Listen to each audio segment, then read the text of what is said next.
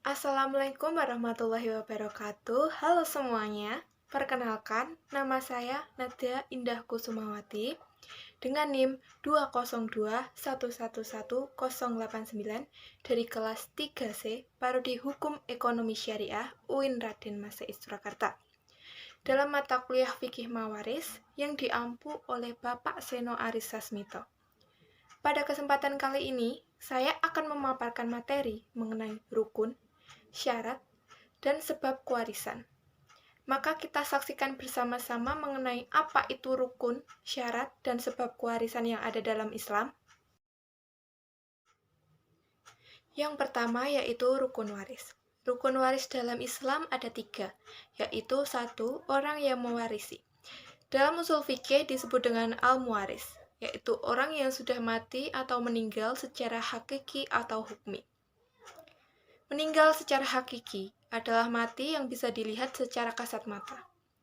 Mati yang secara diberitahukan dan diberitakan mati menurut saksi sebanyak 2 orang. Meninggal secara hukmi adalah mati yang tidak kasat mata. Artinya, mati menurut putusan pengadilan karena ketidaktahuan orang mati tersebut seperti orang hilang yang sudah bertahun-tahun dan tidak dapat ditemukan dimanapun. Yang kedua yaitu ahli waris. Dalam usul fikih disebut dengan al-waris, adalah orang yang berhak menerima harta warisan.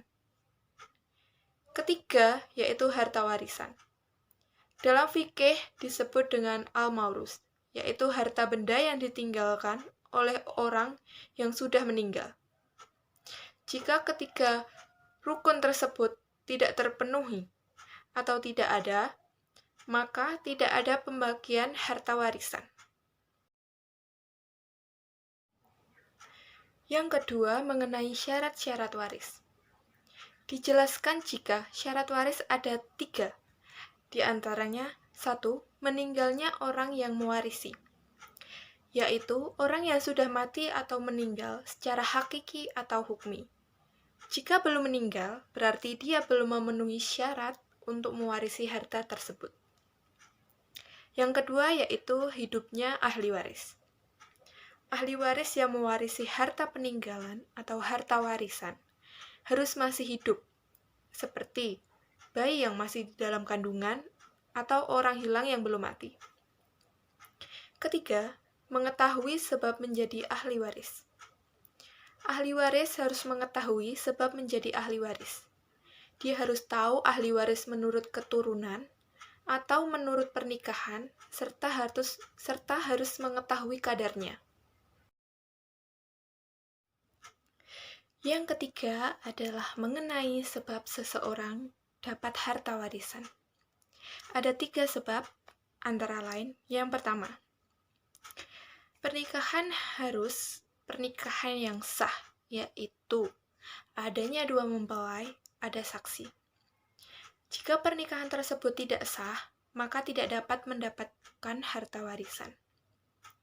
Jika terjadi peristiwa yaitu misalnya sudah menikah, paginya menikah dan malamnya meninggal, dan saat itu belum digauli, apakah itu juga termasuk mendapatkan harta waris?